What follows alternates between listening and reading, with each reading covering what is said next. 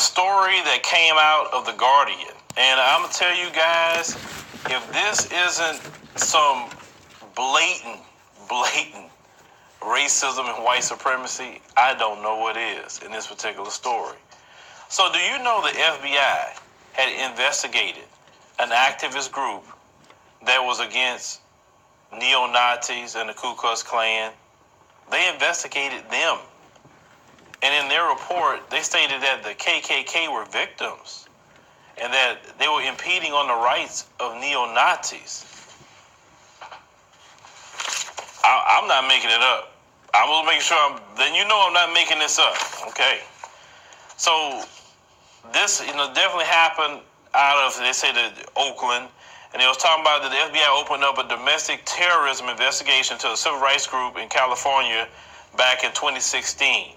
Now, they ran surveillance on, by any means necessary, spying on the group's movements, and an inquiry that came after one of BAM's members was stabbed at a white supremacist rally, according to documents obtained by The Guardian. The FBI's BAM files reveal the FBI investigated BAM for potential conspiracy against the rights of the Ku Klux Klan and white supremacists.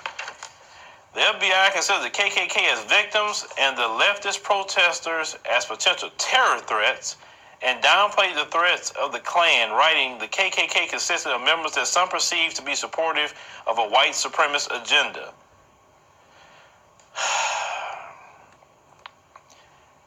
The Trump administration, let me say this much, and I don't know if you saw the recent thing, how the Trump administration is unraveling every protection toward black folks. And it's not just black folks, it's also others as well, LGBT, etc. This still won't make me go run out and just vote for somebody because of that. They got to have an agenda, period. Because every day someone doing something to black folks. Now, they said the FBI's monitoring included in-person surveillance, and the agency cited BAM's advocacy against rape and sexual assault and police brutality as evidence in the terrorism inquiry. Okay, you're advocating against rape and sexual assault and police brutality, and that's evidence of terrorism? So is Me Too, are they being investigated as terrorism as well right now? What about all these other organizations that's against rape and sexual assault? And so you against police brutality, that's part of a terrorism inquiry? Now, they say that the 46-page report on BAM obtained by the Government Transparency nonprofit Property of the People through a records request presented an astonishing description of the KKK, said like German, a foreman FBI agent and far-right expert who reviewed the documents for The Guardian. The report ignored 100 years of Klan terrorism that has killed thousands of Americans and continues to use violence right up to the present day. It said this description of the KKK should be an embarrassment to FBI leadership. Man, just reading this, I'm just like, when he said make America great again, and when I told y'all they feel that the 50s was the time that was great, that's exactly what they returned in this country to, the 1950s. Look at all of the blackface incidents. Like I say, even though they're not imitating my people, putting black shoe polish on their face, I know who they're imitating, but they're attacking black people, murdering black people, calling you the N-word, punching 11-year-old girls. They return right back to the 50s with this situation. They're so emboldened. And do you understand why they're emboldened? When you have a president that states, well, they're good people too, and then you have an FBI that, and they state in this report at The Guardian, that the Klan is the victims. The Klan. Now, Shanta Driver, BAM's national chair, criticized the investigation in a statement to The Guardian, saying the FBI's interest in BAM is part of a long-standing policy, starting with their campaign to persecute and slander Dr. Martin Luther King. They have a racist history of targeting peaceful civil rights and anti-racist organizations while doing nothing to prosecute the racists and fascists who attacked Dr. King and the movement he built. Anyone who knows their history is no argument there. The FBI launched its terrorism investigation and surveillance of BAM after white supremacists armed with knives faced off with hundreds of counter-protesters, including BAM activists, and a June 2016 neo-Nazi rally in Sacramento. I remember that one, actually. Although numerous neo-Nazis were suspected of stabbing at least 7 anti-fascists in the melee, leaving some with life-threatening injuries, the FBI chose to launch an inquiry into the activities of the left-wing protesters. Okay? So they say the documents, though heavily redacted, did not include any conclusions from the FBI that BAM violated laws or posed a continuing threat. Its members have not faced federal prosecution. They say the FBI declined to not speak on that. Now, they say it's clear the FBI dropped the investigation, have no evidence of wrongdoing. It never should have opened up in the first place, one person stated. Yes, I mean, you know good and well black folks ain't out here plotting to do anything. Black people not even trying to get involved with that. But just so the fact that someone greenlit the California wing of the FBI to start investigating this group, where did the call come from? That's what I like to know. Did it come from Jeff Sessions? Where did it come from? I'm just curious. So they say the 2016 rally was organized by 2 white supremacists, the Traditionalist Workers' Party, and the affiliated California Institute, the Golden State Skinheads. Now, I don't believe that we should be giving permits to anyone that's going out there acting the way they're acting, just to speak on public ground. No, I don't think you should be doing that. But people say freedom of speech, but see, it's funny how they want freedom of speech to say ugly things to us, but the moment that we would want a permit and start saying things back that's the truth, then that would be a problem. So they stated that California law enforcement subsequently worked with the neo-Nazis. You see, the state sanctioned terrorism that happens to black people. They say the California law enforcement subsequently worked with the neo-Nazis to identify counter-protesters, pursue charges against stabbing victims and other fascists, and decided not to prosecute any men on the far right for the stabbings.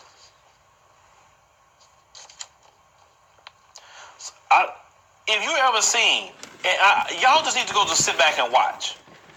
When the white supremacists go out to do their little rallies and marches, don't watch them. Watch how the police act around them. Watch how sometimes they'll shake their hand and they buddy with them. They're not disgusted by them. I've seen that so many times. And just observe. Let's say, take your camera next time and just sit there and observe the interaction. They're working with the white supremacists to prosecute the people that they stabbed. But America is not racist. And this is California, that state that has systematically tried to destroy black people. If the cops not working with the neo-Nazis out in Sacramento, then you have the government in California just opening up the floodgates and letting anybody in. Sanctuary cities, but black people don't have no sanctuary cities they can go to, that they can't be harassed, that they can't be asked where you going, what you got going, nothing. Black people don't have any sanctuary cities. And the moment you bring it up, that's a problem. You're against people, but yet this is what black people are going through. Okay, this is what we're going through. But we don't supposed to say nothing about that. Now, they said the FBI appears to have adopted a similar approach in a redacted October 2016 document. The FBI labeled the BAM investigation as domestic terrorism or anarchist extremism case. The FBI's San Francisco office wrote that investigating allegations that members of BAM attended a Ku Klux Klan rally and assaulted a neo-Nazi protest supporter. And summarized the Sacramento incident this way. That law enforcement learned the Ku Klux Klan be holding a rally at the state capitol building. The KKK consisted of members that perceived to be supportive of a white supremacist agenda. In response, a number of groups mobilized to protest at the rally. Now, they said flyers posting, asking people to attend in order to shut the rally down. Okay? So, how could you win when you have your government totally against you? the FBI is the law enforcement wing of the federal government. And they're siding with criminals. Let's just call it what it is. Forget the white supremacy part. It's criminal to take a knife and stab a person. That's criminal. Why didn't they go to jail? No, the persons that they stabbed is the one that got charges. They're protected. This is why we have the white supremacy problem. And yes, reparations could be paid, but you're still going to have the same problem if they're protecting white supremacists. Now, even though the police stated that there are many neo-Nazis holding knives and sticks ready to attack people, that was okay. Now, the FBI stated that the group BAM, they lawfully exercised their First Amendment rights by engaging in peaceful protests, but added that its members engaged in other activity by refusing to disperse, trespassing in closed buildings, obstructing law enforcement, shouting during the interrupting public meetings so the meetings cannot continue. Well, shouting is freedom of speech, last time I heard. Now, they said BAM has long advocated for racial justice and immigrant rights, frequently protesting at public events and organizing rallies. Okay? So, they continue to say the FBI said it was possible the actions of certain BAM members may exceed the boundaries of protected activity and could constitute a violation of federal law. But yet, they were the ones that were the victims. Let me tell you something. This whole report, as I'm going through it, it just sickened me to the core. You see, when other people talk about why black people are looking for a black agenda, why black people not trying to include no one else, why black people are asking for really a protected class status, you know why? Because no other group is having their members being treated the way black people are being treated. Let's call it what it is. We have state-sanctioned oppression and terrorism against black people. This happened right in California, the same state Kamala Harris comes from.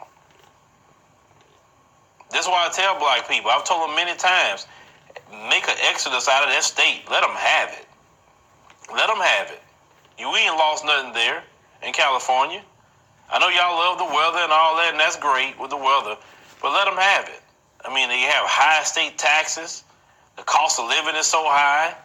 I mean, you need to come to the South where your brothers and sisters at anyway. That's just my personal opinion.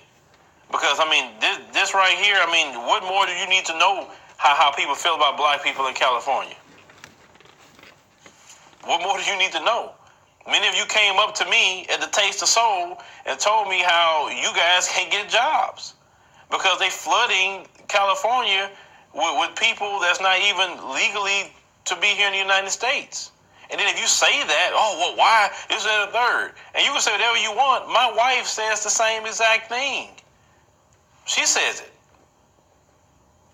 She said it's not right just to let people just come in. I mean, because what about the people who work there in those cities and states? You know, what about them? What about all the taxes they pay? I mean, come on. I mean, how is it that you feel it's supposed to be a free-for-all and black folks aren't supposed to say nothing? And then when you hear stories out of California about trying to firebomb black people out of their neighborhoods, trying to, shoot at black people, run them out of traditionally black areas, and you still supposed to say nothing about it at all. It's a thing called right and wrong, and I stand on the side of righteousness, and it is wrong to sit there and advocate all that to be going on to a segment of your population, and you better not say nothing about it.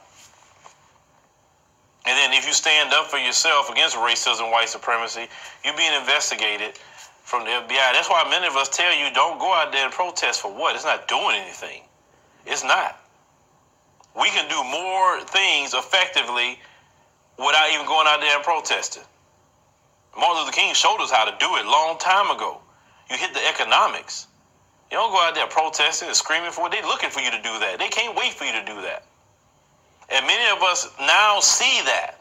Many of us now see that we can affect the NFL now. We can affect elections if we so chose to. We know that. You don't have to go out there and protest and put yourself in harm's way to do any of that.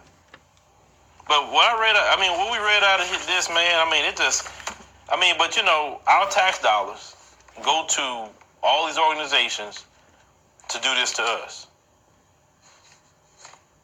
But, I guess when white supremacists are good people too, I guess you got to protect them, right?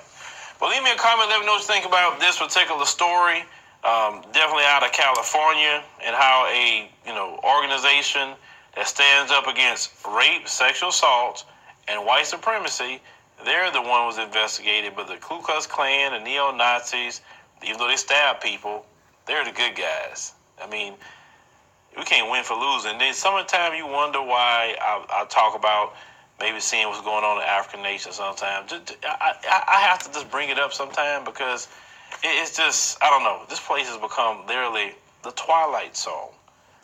And yet we still got black folks willing to sell us out. Still got black folks willing to do anything to get a few Negro trinkets. It's just sickening.